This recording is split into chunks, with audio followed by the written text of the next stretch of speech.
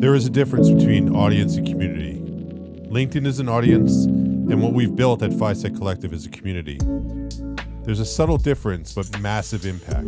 This and a bunch more we're breaking down today. I'm Lee Odess, and this is Secured. Let's get into it.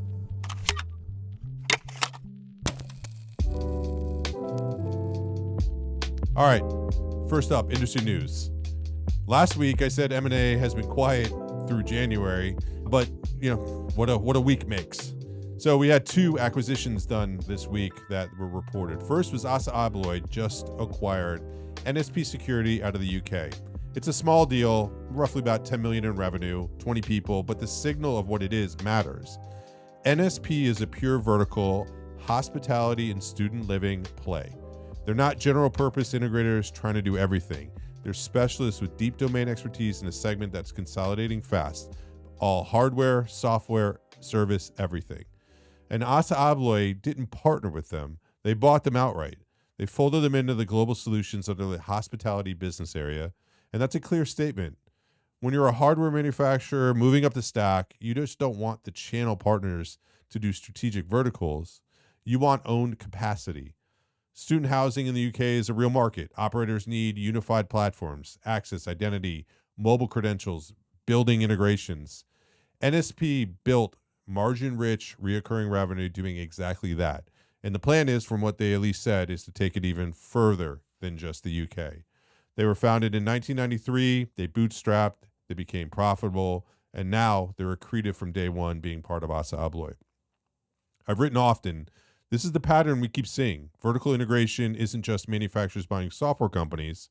It's manufacturers buying focused service providers who've already solved the customer problem in a specific segment. The question for independent integrators is simple. Are you building something defensible in a vertical market that matters? Or are you staying just as generalists in a market that's been vertically carved up by players with much deeper pockets? Something to watch. I'd keep an eye on it. The same week, Dormakaba acquired Vintech Systems in Australia. So different geography, exactly the same playbook. Vintech is a 30-year-old hospitality access control provider. They're based in Sydney. They got 42 employees and deep service culture across major hotel groups in South Pacific. They're not just selling boxes. They're delivering turnkey solutions to a vertical that demands uptime and integration. Dormakaba is doing it in the APAC, what they've already done in North America. They're buying established service providers who've already cracked the hospitality code. They're not just building from scratch. They've acquired proof points and expanding a repeatable model across their regions. The deal says it's going to close in May. It's immediately accretive to EPS. That means Vintech was already profitable, already margin healthy, already running the kind of business Dormakaba wants more of. So now we've got two acquisitions in 1 week. Assa Abloy buying NSP in the UK for student living and hospitality. Dormakaba buying Vintech in Australia for hospitality. Both around 20 to 40 employees, both vertical specialists, both immediately accretive. The message is loud. Manufacturers are done waiting for the channel to deliver vertical outcomes. The customer base is clearly wanting it too. They're buying teams that already know how to win in segments that matter. Service-led, vertical-specific, margin-rich. If you're an integrator, the question isn't whether this trend continues. It's whether you're building something worth acquiring or competing with someone who just got bought. Speaking of Assa Abloy, they dropped their 2025 results today, Thursday, and the headline number is, I'll call it even boring. It's $14.1 billion in sales, up 1% reported, 3% organic growth, single-digit growth. Not that exciting until you realize what happened underneath. If you dig into it, they completed 70 acquisitions in 3 years. It's kind of nuts. 23 in 2025 alone. Every one of those deals creates integration drag, usually 60 basis points of margin pressure on average. That's the cost of absorbing companies, aligning systems, combining operations. And yet, their adjusted EBIT, the margin, it held at 6.2%. Flat year over year, but up 90 basis points from 2023. In other words, they're expanding underlying profitability by about 150 basis points over 2 years while digesting 70 deals. That's not just growth. That's what I would call operational discipline. Q4 tells a better story for them. Organic growth hit 4%, up from 0 in Q4 2024. North America non-residential stayed strong. Pedestrian access and entrance systems showed real momentum. Operating cash flow in the quarter was 137% conversion. They're not just growing, although a bit, they're generating cash while doing it. And the risk is real, though. China residential is still weak. Asia Pacific was down 2%. Currency headwinds cost them 7 points of reported growth. And single-digit organic growth in the consolidating market is not necessarily something that you're, doing a victory lap about. But I do believe when integration stabilizes, there are 50 to 100 basis points of margin sitting in the business that's currently being suppressed by M&A drag. Nobody else in the industry is running a playbook like this at this scale. And with this kind of operating discipline, the question is whether low single-digit growth is the new ceiling or whether there is a foundation for something bigger once the integration wave clears. It's going to play out. I'm curious to see what Assa does. Dormakaba usually comes after this as well. That's the news of the week. All right, let's talk about the security breakdown and the briefs. This week, we launched and we partnered with PSA on a report called the PSA State of the Security Integrator 2026 report. This data came from 116 PSA security integrators. It's 2025 survey data, but brought to you, gives you insight for 2026. Overall, the revenue optimism across the board with 90% expect growth and 60% of these large firms forecasting 10% increase or more, frankly. Nearly every firm plans to hire medium, 3 new employees per, which is a lot when you look at the size of these organizations. This is all great news, and you don't get any data like this anywhere else. But let's also look at it a different way, though. The foundation remains questionable. Gross margin held at 38% industry-wide, the medium-sized firm trailing at 35.3%. Reoccurring revenue averaged just about 8.4% of the sales. Over 90% of the revenue still comes from one-off capital projects. You can look at this two ways. Is it opportunity or risk? Or frankly, both. I think it's both. I'll dive deeper into it in a brief that's coming up to members. But in the meantime, take a look at this report. It's an example of the partnerships that we're doing and working to create value. We thank the PSA for the opportunity, the members, to go do this. I personally believe this is a great news for where the market, huge opportunity, reason why you see investment coming in. I like it. I see opportunity all over. Yes, you can walk away with maybe some negative around there because of where current state is and some of the reoccurring. But overall, man, I'd rather be here than when it's 100% reoccurring.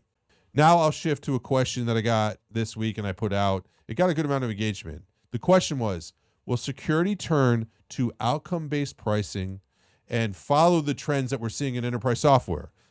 Keep in mind, I'm not talking about consumption-based pricing. I'm talking about outcome-based pricing. This is where you get paid for results, not installs. Now, from the community, the answer, it was pretty split cleanly from the community. One camp says it already exists in narrow bands. AI software that's moving, metric, video monitoring, build per action, things like that. But they're skeptical if it can scale. Variable pricing makes customers nervous, and nobody wants unpredictable bills. Totally agree.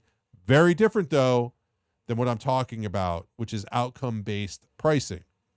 The other camp, it says AI agents change everything. If an agent replaces repetitive work and a customer can project workflow volume, why wouldn't they pay for outcomes? Enterprise software is already moving in this direction. Here's where I land on this.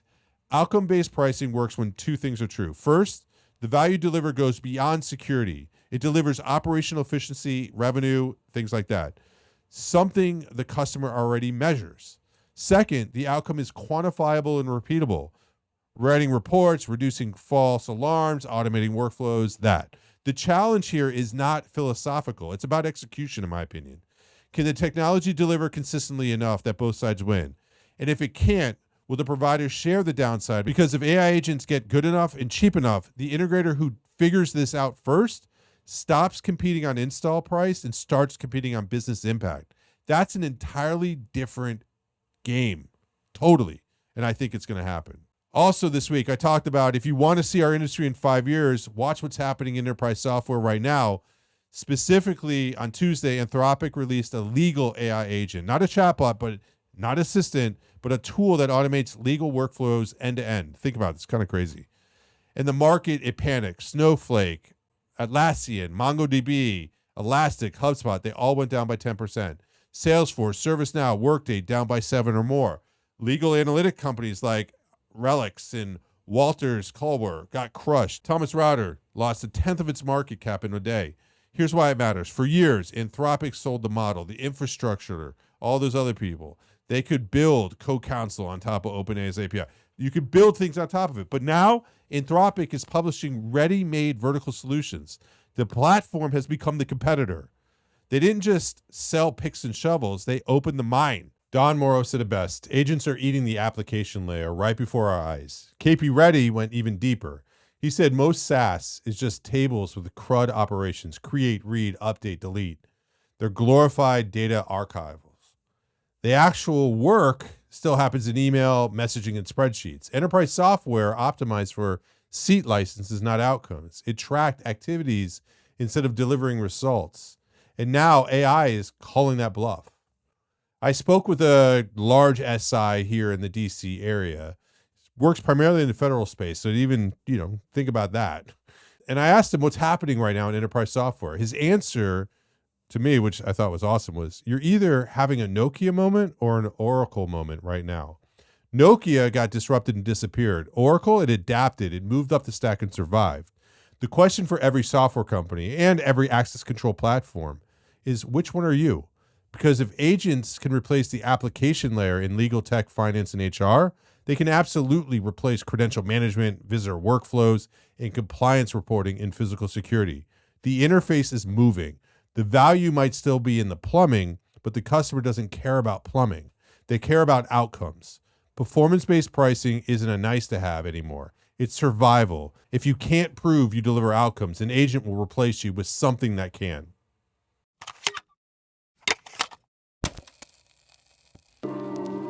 All right, finally, my thoughts.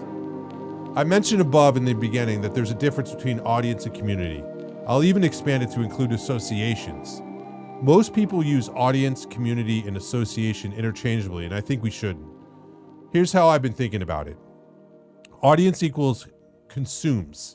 Easier to scale, but super linear. It's valuable for sure, but it's just simpler. Community equals creates. Communities are hard to build and they take time. Trust me. Hillary and I have been at this since 2020, but they compound when they work, thankfully and appreciated. An association, it equals represents. They are structurally durable, but slower to move, and for a good reason. All three matter 100%, but only if you know which one you're building and why to really make them effective. You want to be productive in some of these, not just active. LinkedIn is an audience platform where top-of-funnel messaging and being active matters. The FISEC Collective is a community where depth and being productive matters more than activity.